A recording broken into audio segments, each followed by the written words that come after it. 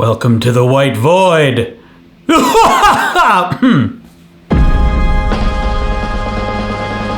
Hi, how are you? We are on what day of no sugar, no alcohol, no social media? I don't know. The title will say it though, so you probably already know. You know more than I do right now. Wow. Well, you know more than past Craig knows.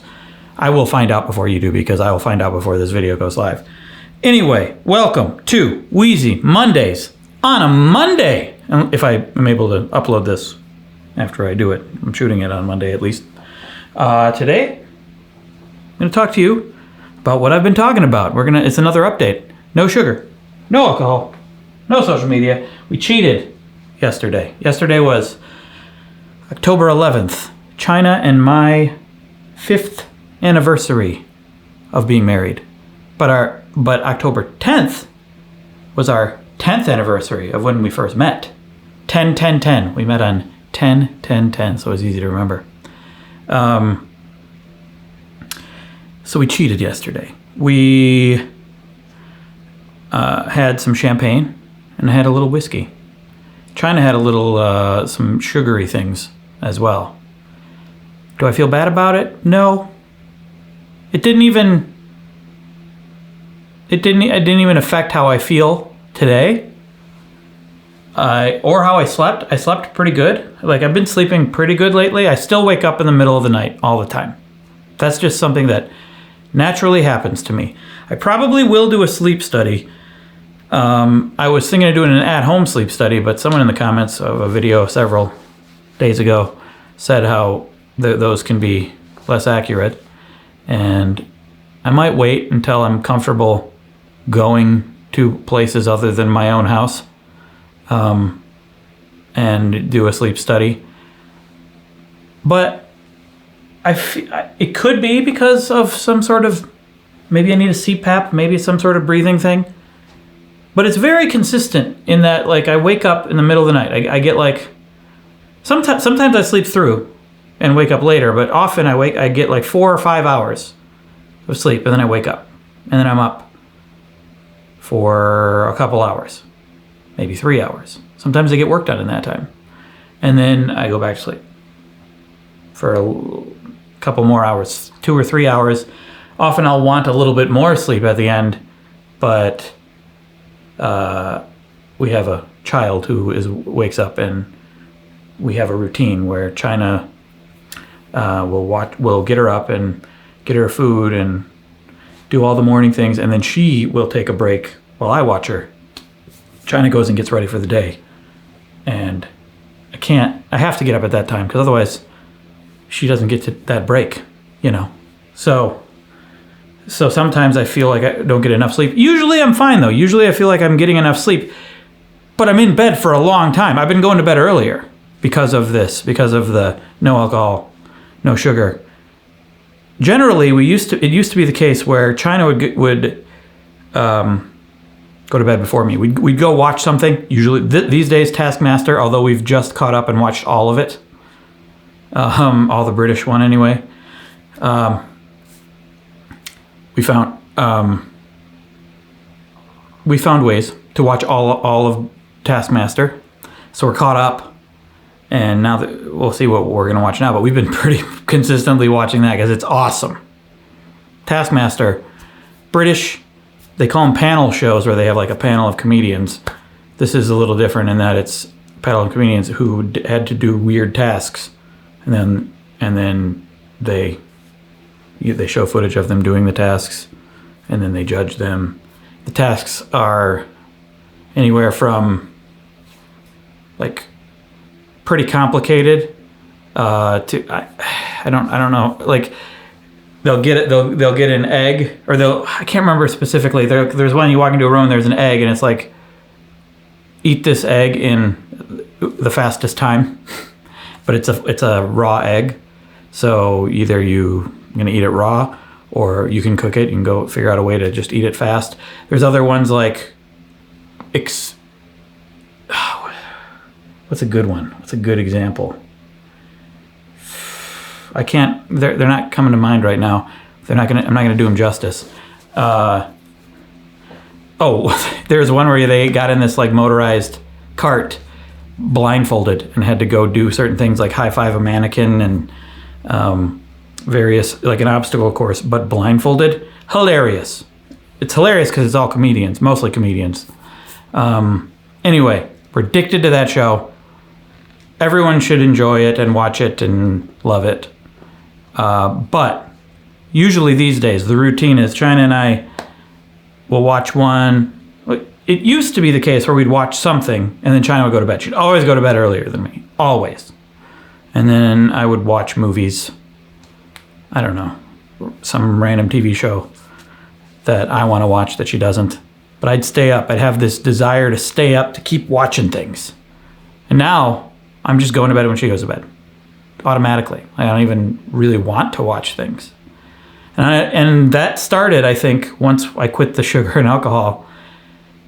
And it leads me to believe that, like, was it really that I wanted to watch things, or was it that I wanted to have something more to eat or something more to drink? And that sugar and that alcohol gave me energy, just desire for more things. I did feel that last night when we cheated and we had alcohol. I felt the desire for more. We had a pretty big meal too. So I didn't need any more food, but I felt like I wanted more food as soon as I had some alcohol. Or some more alcohol. It just gives you this desire for more stuff and maybe more entertainment. I felt a stronger pull towards watching something and staying up later, but I didn't. And I think it's probably because of the alcohol, which is strange. It just gives you this general sense of I want more whatever. At least that's the effect it has on me.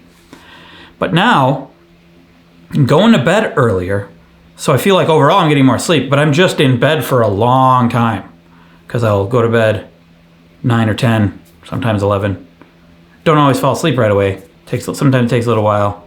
But then I'll wake up, usually 4 or 5 hours after I fell asleep. And I don't know why that happens. I don't feel short of breath, but I guess you wouldn't know if you have some sort of apnea problem. But if I do have some sort of breathing problem when I sleep, it's very consistent and it only happens 4 or 5 hours later. Or maybe it has been happening that whole time and then I have to give up 4 or 5 hours later and get some oxygen. I don't know.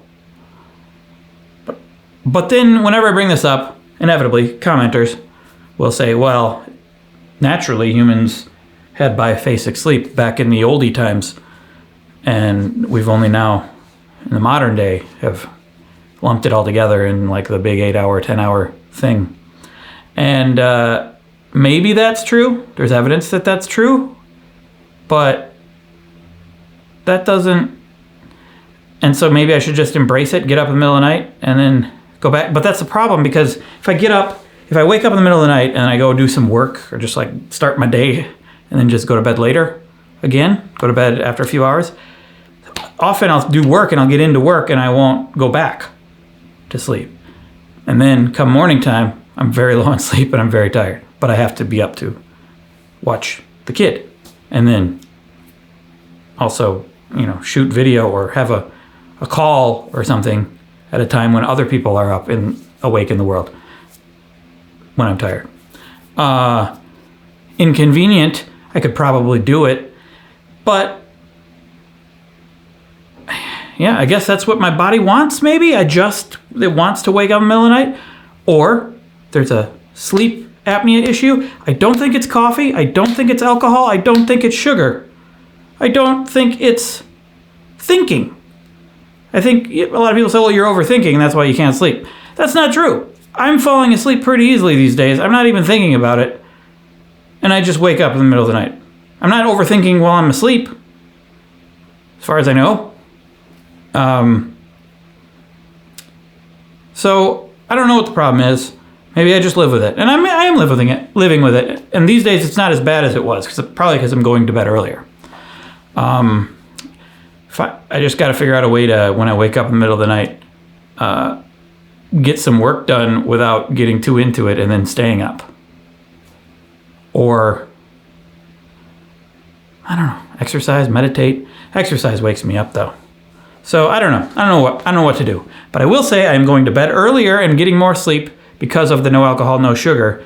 I don't think, and my sleep is probably better. I feel like I'm dreaming more, probably getting more REM sleep because alcohol reduces your REM sleep. Feels like that's probably true. I don't feel as tired in the middle of the day like I used to, which is awesome. In general, it's good, but it hasn't caused me to have a full night's sleep all the way through. But it is causing me to go to bed earlier.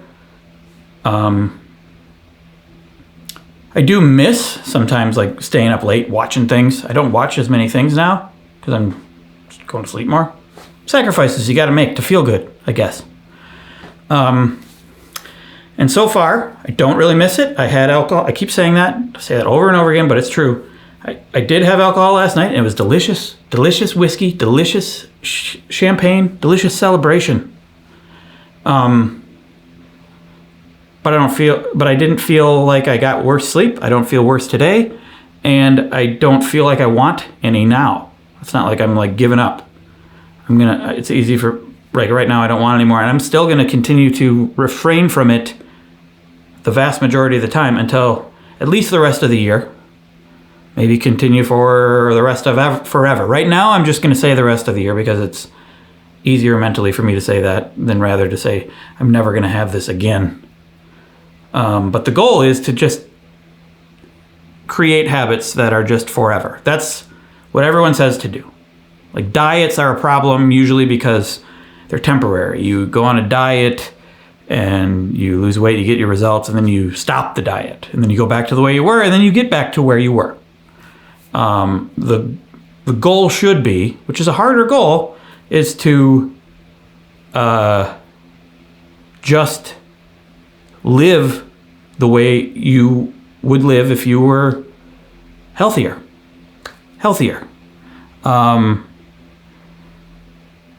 And that's where I want to be. That's what all of this is about. I do create these month-long goals, which makes it seem like I'm just going on a crash diet and then I'm giving up, which has happened.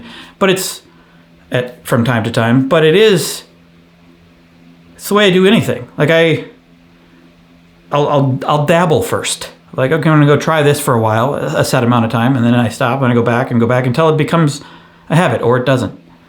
And this time, this no sugar, no alcohol, doing them all at once, no social media, is really feels like it's sticking this time. I'm not like counting the days down to when this is over. Be like, okay, I can go back to Twitter again. Oh, I can go back to sugar. I can go back to alcohol. I want to keep doing this. I'm actually a little disappointed that it's going to end soon, because then I'm worried that I could slip back in because I don't have this mental block telling me that, well, I have to wait till this time. So that's why I'm saying the end of the year now. I'm saying, okay, this month is going to be up, so then the video will be ready to be made. But my quitting of the thing isn't up yet. I'm going to wait until the end of the year, then reassess, see how I feel. Because right now, my life essentially feels no different.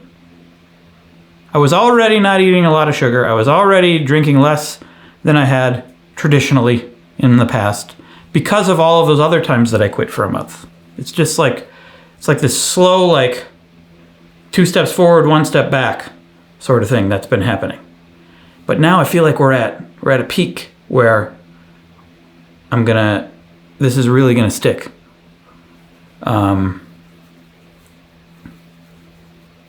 I hope so anyway. It'd be so easy to, even now, like I'm feeling less pull towards sugar or alcohol now than the beginning of the month of this, which was mid-month, last month was the beginning of this experiment.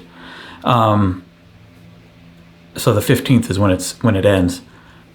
I'm not, like, occasionally at the beginning of the month I was feeling like, I could have a drink right now. I could have a beer right now. Feels like a time of day when I would have a beer. It'd be refreshing. Or a little handful of M&Ms or something. And that's kind of gone now. I'm not really feeling that. Took a few weeks, but now I feel like that's gone. Twitter, I've basically forgotten it exists. and it's great. I'm reading news articles. I feel like my knowledge of the news is narrower now. I feel like I'm probably not knowing about other smaller stories because I'm just looking at front pages of news publications and reading articles. I'm getting in-depth knowledge of the top stories. There are probably smaller stories I'm less aware of. And that I don't necessarily think is a good thing. But I feel like the way to get to that is I still want to try getting a physical paper. I still haven't done it. I want to just go out and buy physical paper and then read that because I feel like I'll have a more incentive to read it because I purchased it. I have a physical thing with all these words that I want to read. I feel like if I go get the physical paper, that'll help me get to the stories that are buried. But right now, I'm getting in-depth knowledge about the main stories, and I'll check back multiple times a day on the news publications, and the story will be the same, and I'll be a little disappointed. I'll be like, oh, okay, I already know about that. All right, well, let's update. But then I think, like, why do I need so many updates? Why do I need a new story right now? Why don't I go read a book? Go practice learning the piano. Go do something else besides just a constant drip of news. I don't need it. I feel like it's important to be informed, but how much do you really need? How much does society really need? I'm getting a phone call. Anywho, stop the phone call. Oh, that's going to keep going. It's on my computer. Just a second. I'm over here. I'm not cutting. This is still me talking to you for this video and podcast. Okay, I turned off the phone call. Been getting a lot of spam calls. A lot of spam calls and a lot of spam texts and a lot of emails involving politics for some strange reason. I don't know. I'm not on Twitter. I don't know what's going on in the world. What is there? An election coming on? Yes, there is. You should vote. You should vote. But anyway,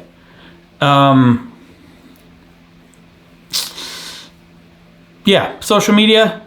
Out of all of them, I miss that the least, but I feel like that's the sneakiest one. That's the one that could sneak back in the easiest. When I'm sitting there feeling like because I still have the craving for more information. I'm like, well, I'm sitting here. I have a moment where nothing's happening around me. I don't want to get into my own thoughts. I better grab my phone and see what's the latest thing to read. I could grab a book. Probably better if I grabbed a book. Probably enjoy it more. Probably be less stressed out. Be happier. Although I've started reading the book Disappearing Earth,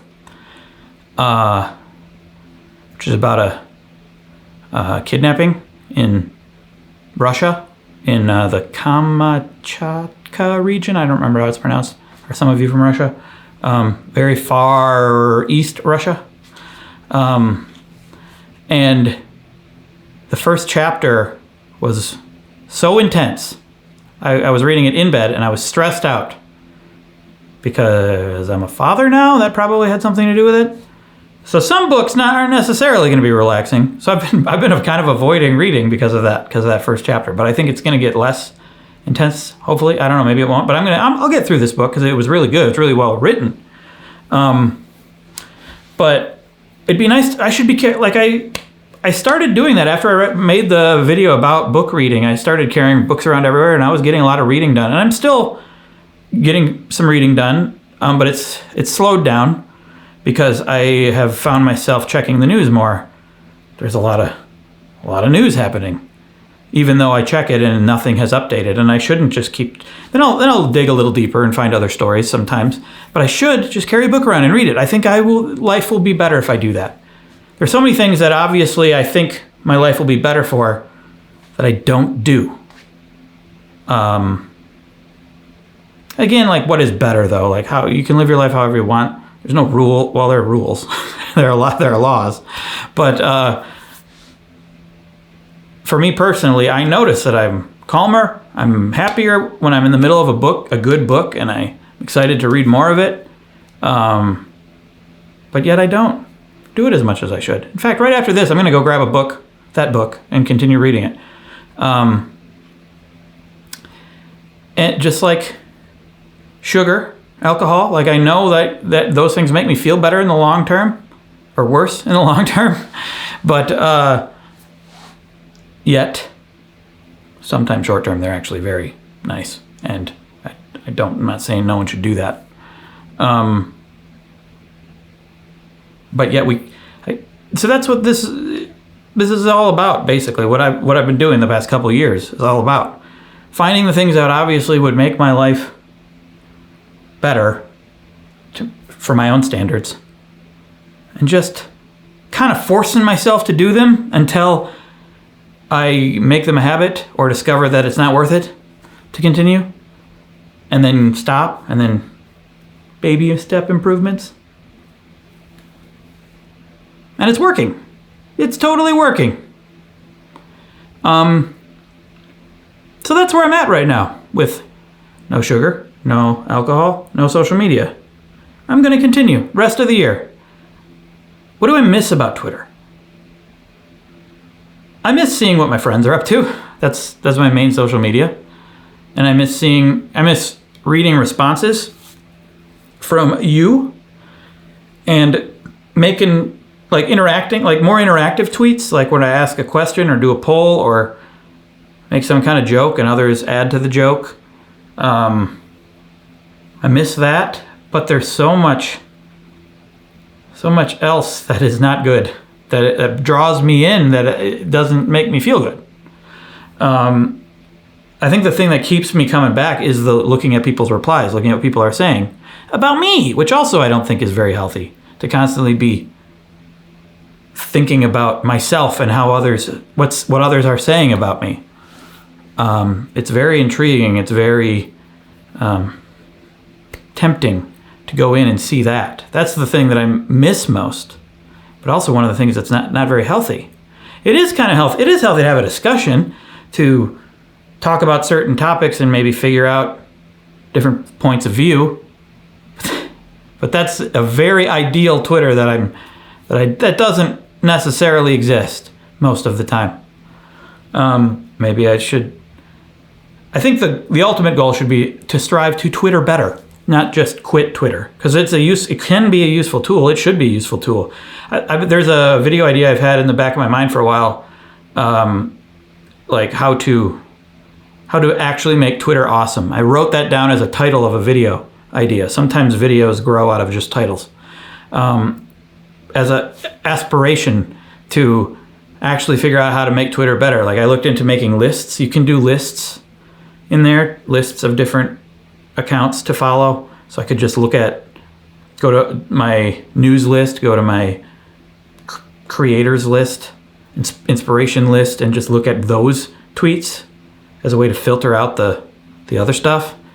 I looked into that, and I was kind of getting savvy with it, but then I kind of stopped. And I don't do that. I just go right to my entire feed and just fall back into the sludge of Twitter. But there's probably a way to make it good. And if I can figure that out and make a video about it and help everyone else make it good, I think we're onto something. And maybe I'll do that. Maybe that's right after I go back to social media. I'm able to go back to social media after this month is over, after the year is over. Well, with sugar and alcohol, that's going to be more strict. I will make exceptions with both, but I will, on occasion, just like yesterday, dabble a little. But I'll be more strict with that. Social media, I don't know what I'm going to do. Because right now I feel like I'm going to avoid it naturally because I don't miss it at all. And if I catch myself falling into it too much, cut it off again. But I probably won't be as strict with it. So maybe I can go back in and figure out a way to use it better. I'm sure there are people who have already done this. Although I've looked and there doesn't seem like a lot of... one way is to just make a new account. But I feel like that would eventually fall back into the problem. There's got to be a way. You guys got ways? I'm not saying quit it. I know a lot of you are going to be like, just quit. It's not worth it. That's fine. Totally valid. But what if there's a way to make it good, to make it useful, to make the world better? Wouldn't that be better? I'm trying to figure that out. Maybe that's what I'll do when this month is over. That'll be one thing anyway. Also, we're in the middle of coloring challenge with Johnny Harris and Iz Harris. We're on day, 13? 12? We're on day 12 of coloring. And I've only been doing this one picture so far. It's focusing on my face, not the picture, which is probably good for what the camera should be doing, but there you go. It's I've showed you before, Peterborough, Ontario. Some of you mentioned you have been there or you are from there. Just a random aerial shot of a town. And I've been doing it like 10, 20 minutes a day. Yes, 2 days ago I did it for quite a while actually. Colored in a lot of the trees and the grass and the water. And I'm enjoying the crap out of it. I realize though, aside from 2 days ago when I did it in the middle of the day for a while, aside from that day, the other days I've been doing it wrong. Like I do it at the end of the day before China and I are going to watch something. Like this, the end of the day is just once Ada goes to bed is like freedom time. I'm done working on stuff. We're done waiting on our child, making sure our child has everything all the time. Then I'll just be like, oh, that's right, I have to color. So then I'll sit down, color for 10 minutes. But I feel like I'm doing it because I have to. And then I got to get it done and then we can watch something. And then that makes it less fun. But a few days ago, I did it in the middle of the day for like half hour to an hour. And I did the big, I think this picture is a little too complicated. Maybe I should do a simpler one next time. But I did the big river and I did the grass. And it felt great. Because I'm not going to look at social media. I'm not going to have a drink. I'm not going to eat sugar. What am I going to do? I could watch something, which I always do anyway. This is just another activity that was just calming and it felt like progress. And that day was great. If I'm just going to do it out of obligation at the end of the day, less fun. Anyway, we're in the middle of that right now. I'm in the middle of working on the what to do when everything feels pointless video, which I've talked to you about several times. I keep writing and rewriting it. I'm about to start shooting it. I'm going to shoot it outside. I'm going to go on a bike ride. I'm going to shoot it in different locations around my big bike loop that I sometimes do. And I think it's going to be pretty good. But right now I didn't write them all down. I have it narrowed down to 6 questions. I've mentioned it before. I've changed them since. It's the questions you should ask. So basically, I figured it out after thinking about this and reading about it and writing about it, what to do when everything feels pointless. I started talking about motivation, the different types of motivation. Intrinsic motivation and extrinsic motivation. And basically, those are the two that I can think of. Extrinsic is results-based. You're doing something because, like I'm exercising because I want to lose weight. Biking because I want to lose weight. I want long-term health. I want to brag to people that I'm a biker or something. And I'm a good person. I'm not using a gas guzzling car or something like that. External. Not that extrinsic goals are bad, but they are external and they're results-based, which means you could get into a trap where you're doing a thing and you don't like it. Intrinsic motivation, the opposite. You're doing it because you like the process. I enjoy biking because I like the wind on my face. I like seeing the pretty surroundings of my town. I literally just enjoy the feeling of the endorphins I get when I exercise. Or just biking for biking's sake. You just enjoy it. And so these questions are designed to get you to that intrinsic place. Because maybe if things are feeling pointless, if you're down, if everything you just don't have any motivation. When you're young, the intrinsic motivation, when you're like really young, it comes naturally for certain things. And you do things because it's fun. As you get older, it can be this way, you get older, you lose that intrinsic motivation. You start to do things because of the result, maybe because you understand the world better, and you start thinking in terms of, well, if I do this, I'll get this. And also the things that were fun once become less fun because you've been doing them forever, or because you're doing them for your job or something. Or you just literally, nothing feels fun anymore. So the goal I've come to is like ask these questions to get yourself to do the extrinsic things, to try to give you extrinsic motivation so that by doing them, you can teach yourself intrinsic motivation. You don't know, this is a phrase I'm going to say in the video a couple times, you don't know what you're capable of enjoying. And sometimes it takes work to get to that enjoyment. It's not obvious when you're sitting there just thinking about it and you're not doing anything. So I have some questions to ask yourself to give you that motivation. One of them is, I've told you these before, some of these before, but some of them changed. Who needs me? That's, I think, one of the best ones. Who needs me? You just ask yourself. Think about all the people in your life that might need help. Maybe you have certain skills that you could help them with, or you just call someone up and tell them that you appreciate them. That'll make them feel better. That'll make the world better. Or it could be larger than that. The world needs you. The world needs you to use your skills as maybe your eyeballs have lasers in them that zap away plastic. If so, you should be zapping away plastic. Why aren't you zapping away plastic, eyeball laser man or woman, person? What can I make right now? Whenever I make things, I often feel better. You might think it's not enjoyable to make a thing right now, but just do it and then sort of fake it till you make it. And then if you do it enough times, the act of doing it you might enjoy it. How can I improve? That's sort of, practice.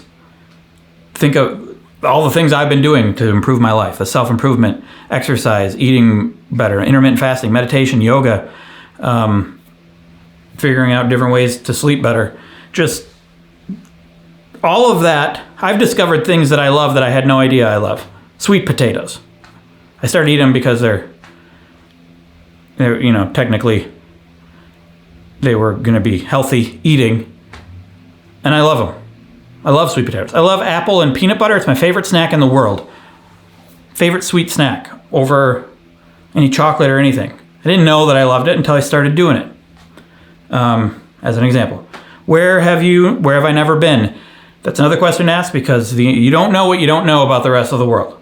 If you're sitting here thinking the world's blah, you don't know. You've never been to many places. And even if you've been to many, there are more. And you could just pick a place at random that you want to go to. Maybe you don't have the money now, you don't have the time now or the resources, but you can use that as an inspiration to figure out a way to get the time and money and resources to go to that place. And if you pick a place, you can read about it. You can read the history about it. You can learn new things about the world. You can generate curiosity within yourself because you chose a place at random. Extrinsic goal could create intrinsic motivation. And then there are two more that I didn't write down. No, I can't remember. Where, who, what, how, where, when. When is the next solar eclipse? I talked about this before. It's similar to where have I never been. Just pick a random event.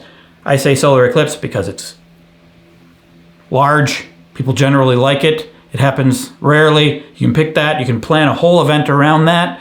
You can use that as motivation to get the resources to go to the place where you can view the next solar eclipse or the best solar eclipse. And it doesn't have to be solar eclipse. It could be any random thing, but that's just the one I picked. Then there's why, which I said FY, because why gets you in. That's where you might be getting into trouble in the first place. Why? What's the point? That's what you're asking when you ask why. What's the point? And the point, You could say that anything's pointless.